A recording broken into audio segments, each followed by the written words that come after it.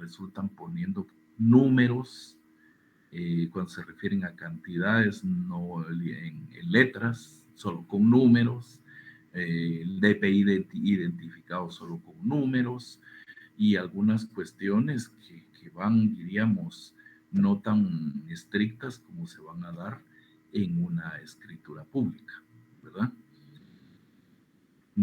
Digamos, usted en una escritura pública va a tener que identificar el, el, el número del instrumento, el nombre del notario, los que comparecen, formalidades como de estar en el pleno ejercicio de sus derechos civiles, de que declaran bajo juramento ser de los datos personales de identificación que aparecen en el instrumento y que por ese acto van a celebrar el contrato de tal cosa contenido en las cláusulas tales.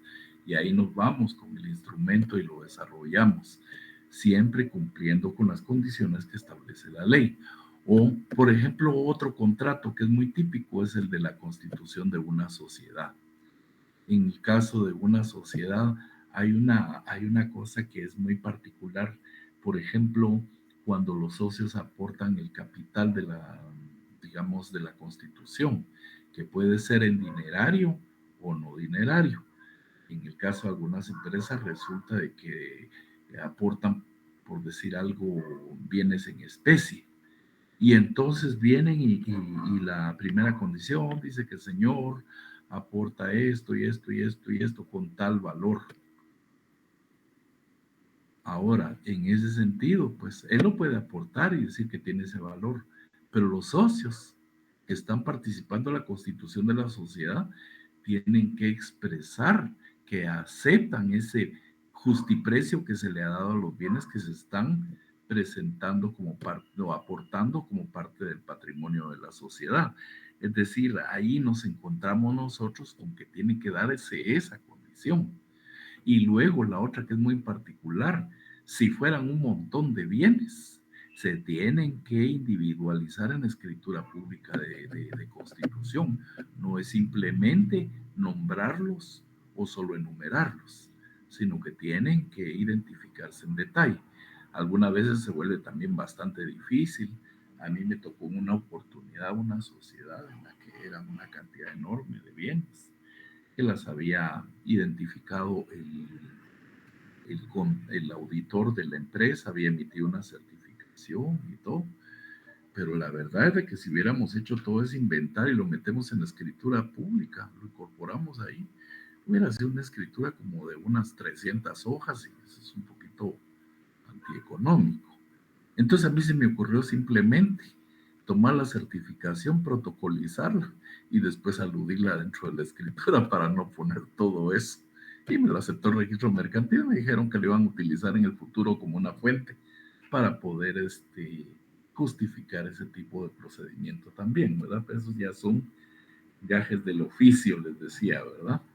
Bien, hablamos de otras cuestiones que son las relativas a las condiciones, digamos, condicionales y las absolutas.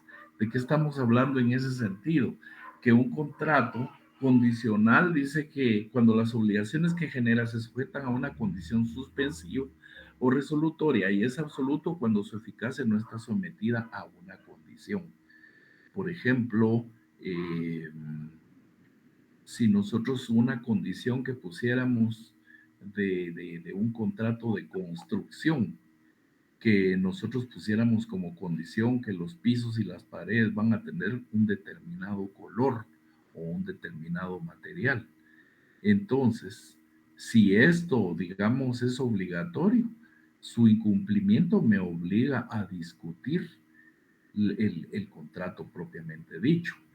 Ahora, si yo no dije, bueno, yo lo que quiero es que tenga piso y tenga pared y que esté pintado, pues ahí no estamos poniendo una condición que haga que el contrato tenga una posibilidad de ser discutible.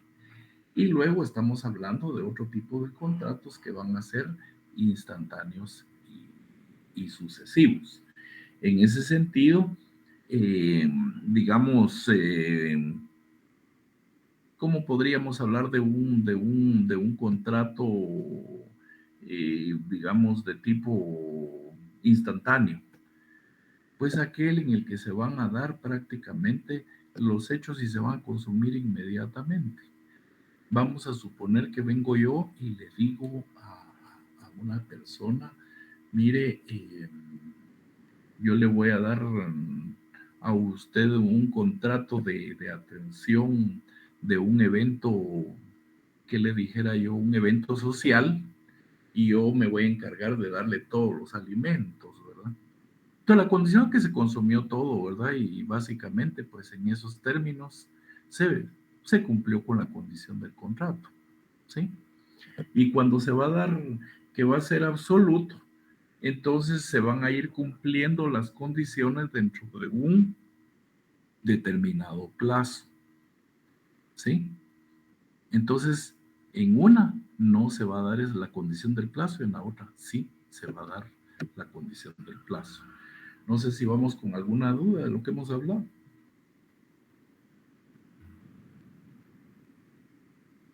¿No hay ninguna?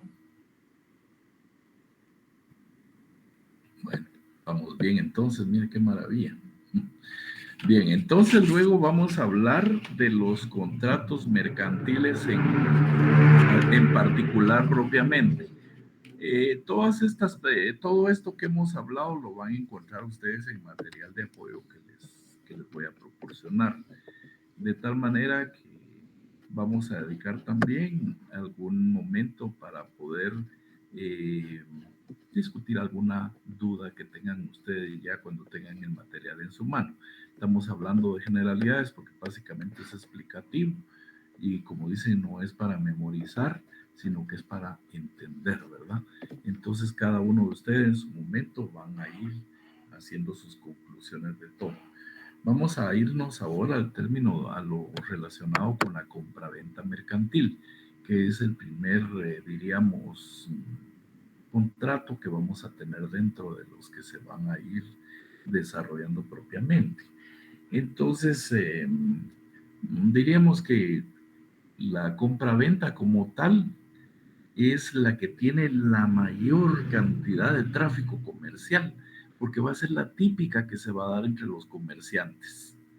No va a haber, digamos, un ámbito en el que no vamos a encontrarnos nosotros, que se va a dar entre el comerciante, entre el comprador y entre el intermediario, ¿va? Porque van a darse una serie de cadenas muchas veces dentro de todo esto.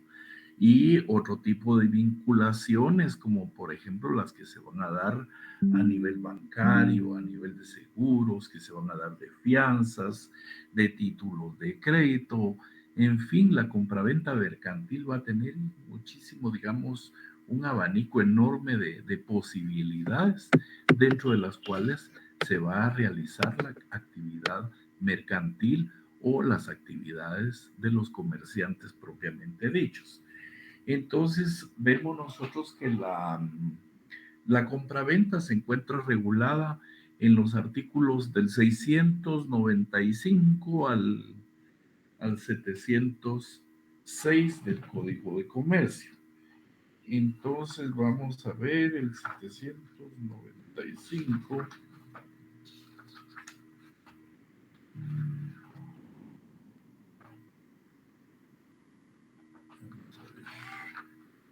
695, perdón.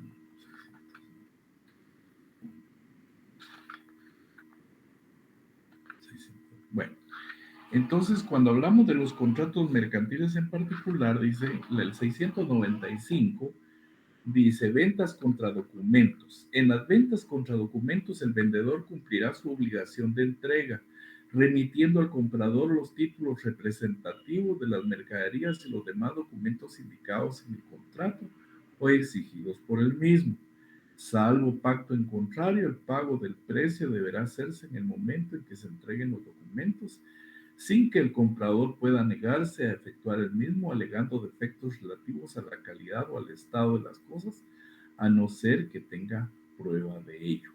Entonces, en el caso de la compra-venta, ¿dónde podemos encontrar nosotros la posibilidad de que contra la entrega se vaya a emitir el título representativo de la mercadería? ¿Qué creen ustedes? ¿Cuál sería el título representativo?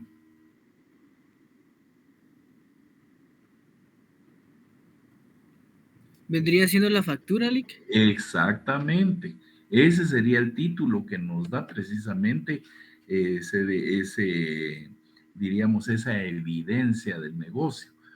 Por decirles algo, cuando ustedes compran un vehículo, con la empresa puede ser que puedan celebrar un contrato de compraventa, de las condiciones en que se va a dar el pago por parte del que está comprando. Incluso pues a través de esto, ahí sí se cumple la posibilidad que nos quitaron a los notarios de que se pueda esto llevar a cabo a través de una escritura pública de compraventa para que ésta con una reserva de pacto de dominio se pueda inscribir en dónde, en el registro general de la propiedad de los bienes que son muebles, para que este vehículo, hasta que no se termine el pago del mismo, básicamente no es propiedad de uno, aunque tenga la factura, porque tiene un derecho real encima que imposibilita la total disponibilidad del bien. Entonces, al inscribirse esto, estamos llevando a cabo también un instrumento que legitima ese gravamen que se le impone al bien. Porque, bueno, ustedes saben que siempre se ha discutido el tema de que, digamos, la SAT, cuando ustedes compran un vehículo nuevo, ustedes llegan ahí con su factura original y todo, inician su trámite de inscripción del bien para que le puedan emitir su factura, etcétera, etcétera.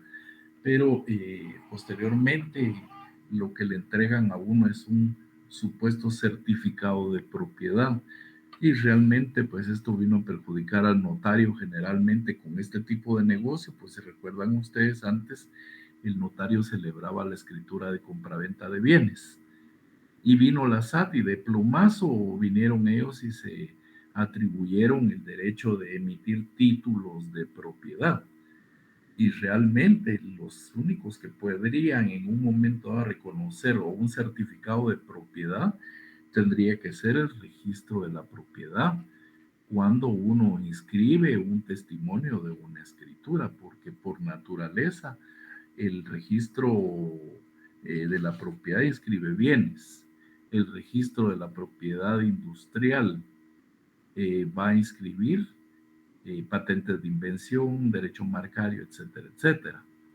Pero ellos son los que por su naturaleza jurídica registral tendrían la carga de llevar a cabo este proceso.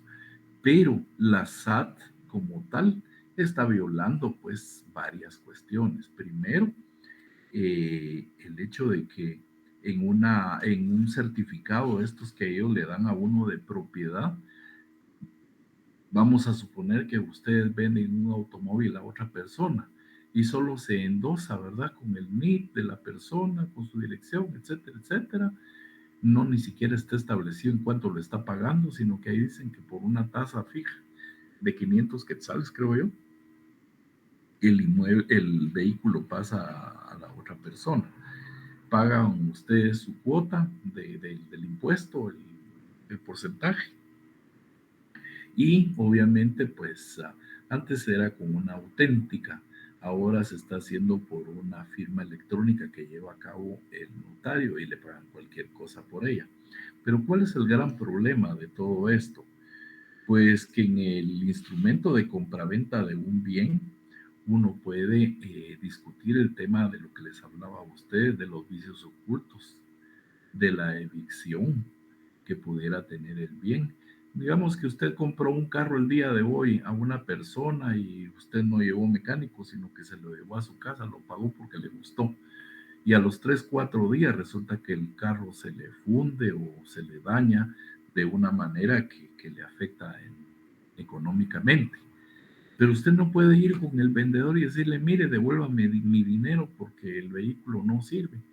Pues no se pactó ningún saneamiento, no hay vicios ocultos con que pelear el asunto, ni hay consentimiento, ni absolutamente nada.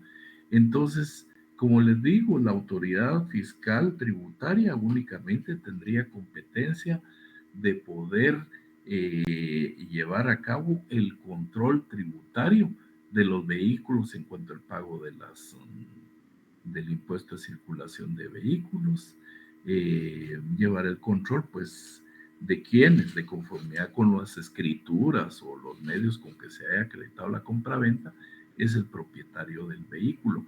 Pero registralmente tendría que hacer el registro general de la propiedad a través del área de bienes muebles, quien debiera expedir un testimonio, digamos, inscribir un testimonio de una escritura de compraventa, y esto sería lo que lo respaldaría a uno todo el tiempo, y cuantas veces necesitare demostrar la propiedad, pues pedirle un testimonio al notario con el que se haya constituido la compraventa.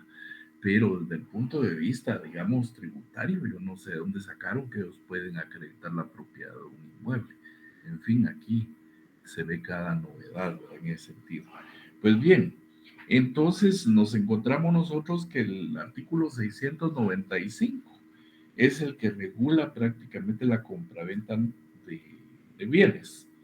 En el artículo 696 nos vamos a encontrar con las cosas en tránsito. Es decir, si las cosas se encuentran en tránsito y entre los documentos entregados figura la póliza de seguro de transporte, los riesgos se entenderá a cargo del comprador desde el momento de la entrega de las mercaderías al porteador, a no ser que el vendedor supiere al tiempo de celebrar el contrato la pérdida o la avería de las cosas y lo hubiere ocultado al comprador.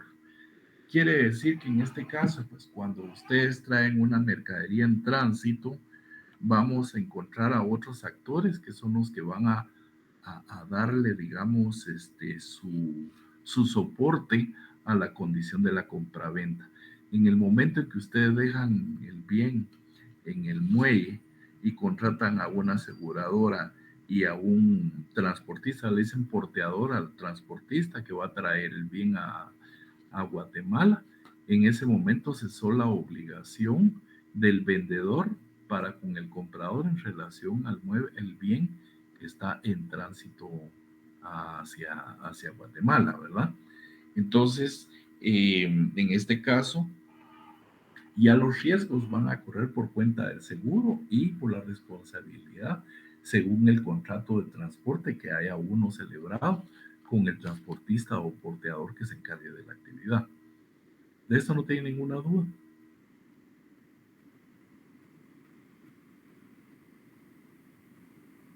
No hay ninguna.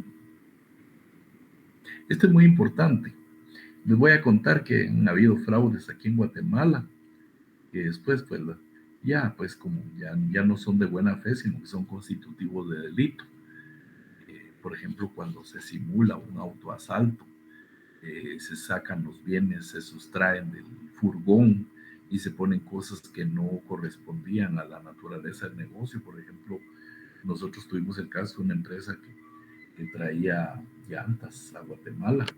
Abrieron el furgón, sacaron todo lo que era, como dicen, la mantequilla del negocio. Metieron llantas viejas, usadas, le prendieron fuego al furgón y después dijeron que se había incendiado. Cobraron el seguro y bueno, la mercadería también la vendieron, doble ganancia, ¿verdad? Haciendo un fraude con ese tipo de cosas.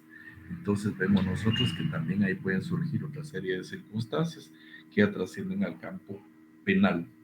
Ahora luego, cuando se da el traslado de mercaderías de un lugar a otro, vamos a encontrar nosotros que hay, digamos, que algunas características de la forma como se va a dar en la venta. El artículo 697 dice libre a bordo, que es FOB.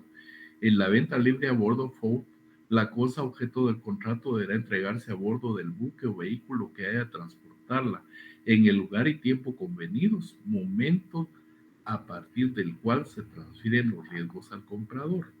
El precio de la venta comprenderá el valor de la cosa más todos los gastos, impuestos y derechos que se causen hasta el momento de la entrega a bordo al porteador. El porteador en este momento va a ser prácticamente la línea de traslado desde el país de origen de un bien hasta que viene aquí a Guatemala. Es decir, va a ser un barco, puede ser un avión y eso es un transporte terrestre. Y al término Este que dice aquí, libre a bordo, free on board, significan esas letras. El free on board, que significa que está libre a bordo del barco. El vendedor extingue su obligación frente al comprador en el momento en que coloca el bien a bordo del, del barco o de la nave que vaya a trasladar el bien a Guatemala. Después está el otro que es una modalidad, que es el artículo 698, que dice costado del buque o FAS. En las ventas a costado del buque o vehículo FAS se aplicará el artículo anterior con la salvedad de que el vendedor cumplirá su obligación de entrega al ser colocadas las mercaderías al costado del buque o vehículo y desde ese momento se transferirán los riesgos. Es decir, este es un término, el FAS en inglés significa free aside the ship, es decir, free, libre, aside a un lado, ship, la nave o barco, como se le quiera denominar. Esa es otra modalidad en la que entonces el comprador va a tener que asumir desde el momento en que lo dejan al lado del barco para pagar el seguro, el flete y todo lo que corresponda para garantizar su venida del bien hasta Guatemala. Y luego también existe el otro, que es el CIF, que es el artículo 699. Dice, en la compraventa, costo, seguro y flete, CIF, el precio comprenderá el valor de la cosa, más las primas del seguro y los fletes hasta el lugar convenido para que sea recibido por el comprador. Y el término CIF quiere decir Cost Insurance Freight. Quiere decir que es costo, seguro y carga. Por eso es la modalidad de CIF. Y como ven ustedes, pues esas son las modalidades en que los bienes vienen aquí a Guatemala cuando estamos hablando de las cosas en tránsito. ¿Alguna duda de esta parte?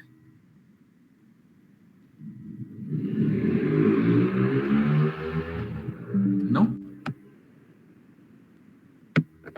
No, Lick, muchas gracias. Bueno, esto es muy importante que lo manejen generalmente cuando ustedes van a discutir la fórmula en que pudiera alguien, digamos, estar inconforme a la hora de que se siniestre un bien, la forma en que fue contratado el porteo y el traslado de la mercadería desde su lugar de origen. Entonces es muy importante tener bien claro que cada una de estas siglas va a dar una modalidad en qué momento desaparece la obligación del vendedor y se inicia prácticamente el riesgo y el traslado y los costos por parte del comprador. Y como veían ustedes, pues al final todos van a tener la misma condición al llegar al país, que ya lo relacionado al pago de los impuestos, al muellaje y todas estas condiciones que están establecidas en la ley de aduanas, pues van a corresponder al comprador. No hay ninguna duda de esto, ¿verdad? Muy bien. Bueno, entonces vamos a dejar hasta aquí la clase porque luego vamos a hablar de las obligaciones del vendedor que están a partir del artículo 700 y de ahí nos vamos a ir hasta el artículo 703, que es donde ya vamos a hablar de, perdón, del suministro y del contrato estimatorio.